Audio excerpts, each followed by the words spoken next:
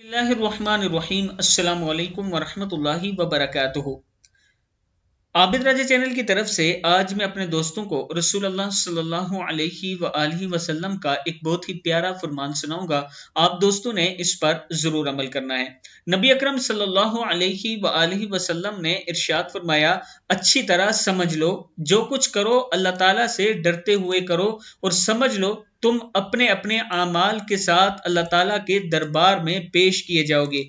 जिस शख्स ने जर्रा बराबर नेकी की होगी वो उसको भी देख लेगा और जिसने जर्रा बराबर बुराई की होगी वो भी उसको देख लेगा।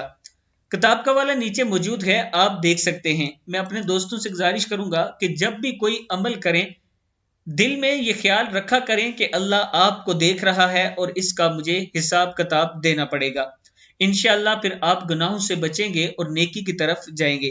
आप दोस्तों ने इस वीडियो को आगे जरूर शेयर करना है और जो दोस्त ऑनलाइन कुरान पाक पढ़ना चाहते हैं ये मेरा व्हाट्सएप नंबर है, आप मुझसे रब्ता कर सकते हैं। अस्सलामु अलैकुम वरहमतुल्लाहि वबरकातुहू।